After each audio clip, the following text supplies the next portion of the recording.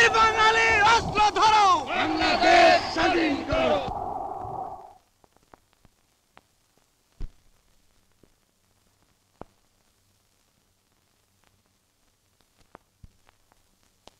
স্বাধীন বাংলার জাতির পিতা, স্বাধীন বাংলার জাতির পিতা মুজিবের পথ ধরো। মুজিব ভাই এসে গেছেন, তাকে আপনারা স্লোগান দিয়ে অভিবাদন দেন। শেখ মুজিবের পথ ধরো, বাংলাদেশ স্বাধীন করো।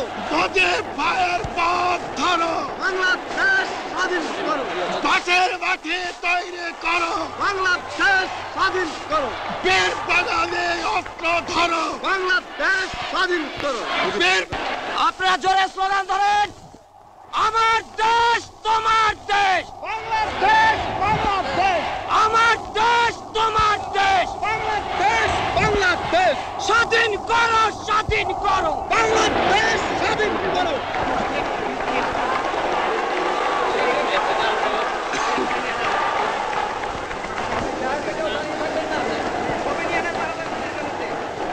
ভাইরা আমার, আজ দুঃখ ভারাক্রান্ত মন নিয়ে আপনাদের সামনে হাজির হয়েছি।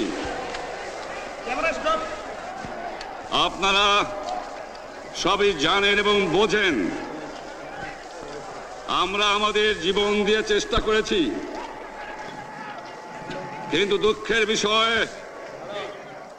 আজ ঢাকা, চট্টগ্রাম, খুলনা, রাজশাহী, রংপুরে আমার ভাইয়ের রক্তে রাজপথ রঞ্জিত হয়েছে। আজ বাংলার মানুষ মুক্তি চায়, বাংলার মানুষ বাঁচতে চায়, বাংলার মানুষ তারা আজ তার অধিকার চায়।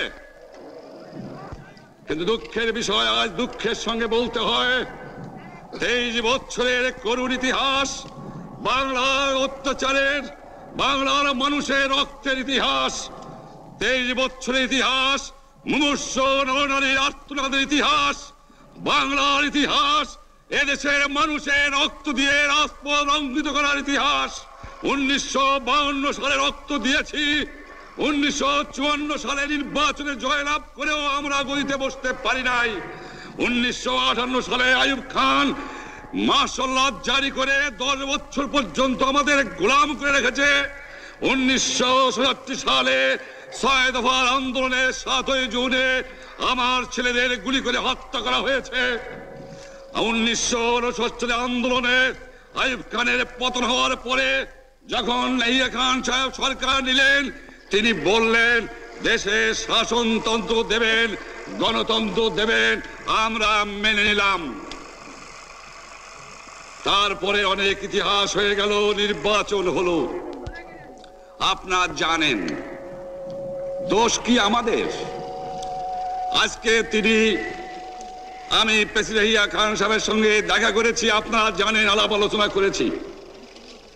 আমি শুধু বাংলার নয়, পাকিস্তানের মেজরিটি পার্টির নেতা হিসাবে তাকে অনুরোধ করলাম 15 ফেব্রুয়ারি তারিখে আপনি জাতীয় পরিষদের অধিবেশন দেন।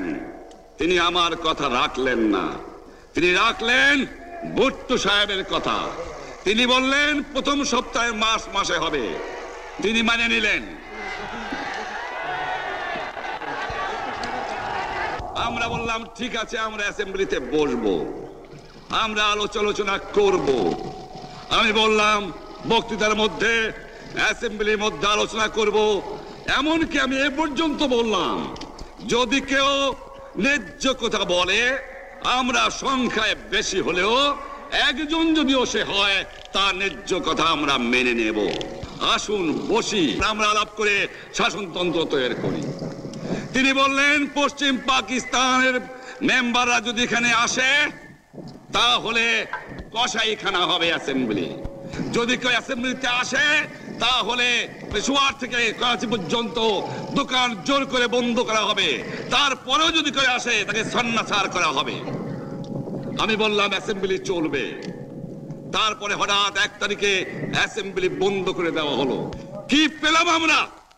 যে আমার পয়সা দিয়ে অস্ত্র কিনেছি বহিঃশত্রু আক্রমণ থেকে দেশকে রক্ষা করার জন্য, আজ সেই অস্ত্র ব্যবহার হচ্ছে আমার দেশের গরিব দুঃখী নিরস্ত্র মানুষের বিরুদ্ধে।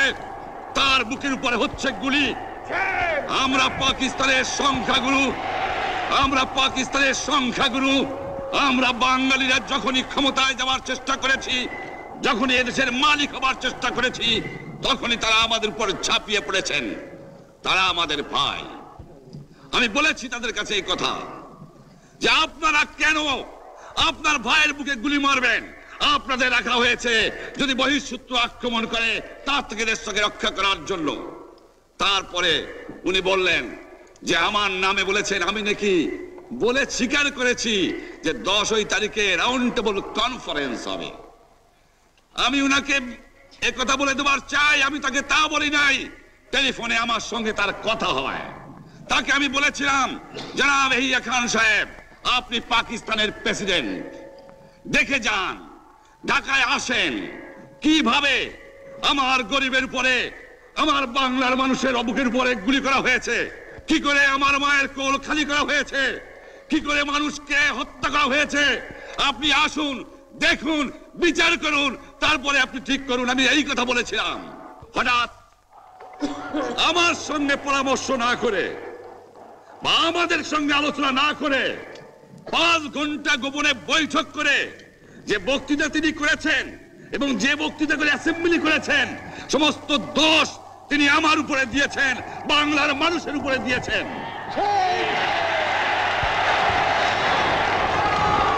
আমি পরিষ্কার মিটিংয়ে বলেছি যে এবারের সংগ্রাম আমার মুক্তির সংগ্রাম, এবারের সংগ্রাম স্বাধীনতার সংগ্রাম।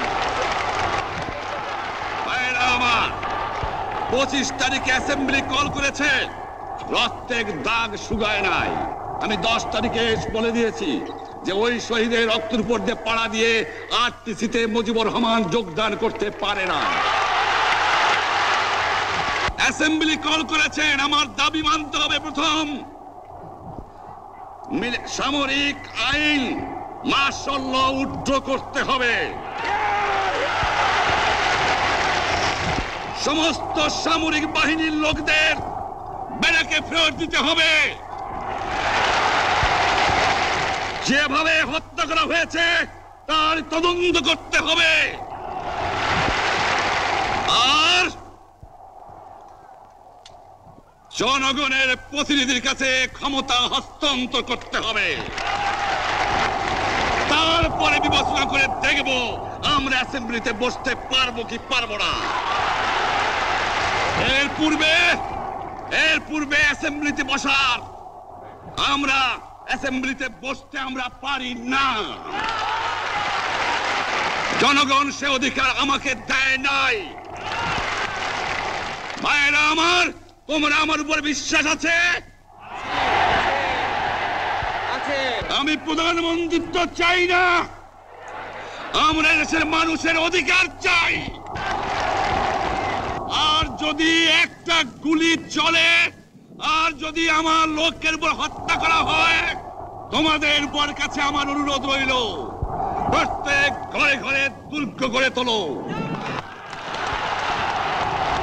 তোমাদের যা কিছু আছে তাই নিয়ে শত্রুর মোকাবেলা করতে হবে, এবং জীবনের তরে রাস্তাঘাট যা যা আছে সবকিছু আমি যদি হুকুম দেবার নাও পারি, তোমরা বন্ধ করে দেবে। তোমরা আমার ভাই, তোমরা ব্যারাকে থাকো, কেউ তোমাদের কিছু বলবে না, কিন্তু আর আমার বুকের পর গুলি চালাবার চেষ্টা করো না, ভালো হবে না। 7 কোটি মানুষকে চাপা রাখতে পারবো না। আমরা যখন মরতে শিখেছি তখন কেউ আমাদের দবাতে পারবে না। যে পর্যন্ত আমার এই দেশের মুক্তি না হবে, খাজনা ট্যাক্স বন্ধ করে দেওয়া হলো, কেউ দেবে না। তবে আমি অনুরোধ করছি, আপনারা আমাদের ভাই, আপনারা দেশকে একেবারে জাহান্নামে ধ্বংস করে দিয়েন না। জীবনে আর কোনোদিন আপনাদের মুখ দেখা দেখি হবে না। যদিও আমরা শান্তিপূর্ণভাবে আমাদের ফয়সালা করতে পারি, তাহলে অন্তপক্ষে ভাই ভাই হিসেবে বাস করার সম্ভাবনা আছে। সেই জন্য আপনাদের অনুরোধ করছি, আমার এই দেশে আপনারা মিলিটারি শাসন চালাবার চেষ্টা আর করবেন না। দ্বিতীয় কথা, প্রত্যেক গ্রামে, প্রত্যেক মহল্লায়, প্রত্যেক ইউনিয়নে, প্রত্যেক সাব ডিভিশনে আওয়ামী লীগের নেতৃত্বে সংগ্রাম পরিষদ গড়ে তোলো এবং তোমাদের যা কিছু আছে তাই নিয়ে প্রস্তুত থাকো। মনে রাখবা, রক্ত যখন দিয়েছি, রক্ত আরো দেব। এই দেশের মানুষকে মুক্ত করে ছাড়বো ইনশাআল্লাহ। এবারে সংগ্রাম আমাদের মুক্তির সংগ্রাম, এবারে সংগ্রাম স্বাধীনতার সংগ্রাম। আপনারা আমার উপরে বিশ্বাস নিশ্চয়ই রাখেন। জীবনে আমার রক্তের বিনিময়েও আপনাদের সঙ্গে বেঈমানি করি নাই। প্রধানমন্ত্রিত্ব দিয়ে আমাকে নিতে পারে নাই, ফাঁসি কাস্টে আসামি দিয়ে আমাকে নিতে পারে নাই। যে রক্ত দিয়ে আপনারা আমাকে একদিন জেলের থেকে বার করে নিয়ে এসেছিলেন, এই রেসকোর্স ময়দানে আমি বলেছিলাম আমার রক্ত দিয়ে আমি রক্তের ঋণ শোধ করবো, মনে আছে? আমি রক্ত তোমার জন্য প্রস্তুত। আমাদের মিটিং এইখানেই শেষ। আসসালামু আলাইকুম।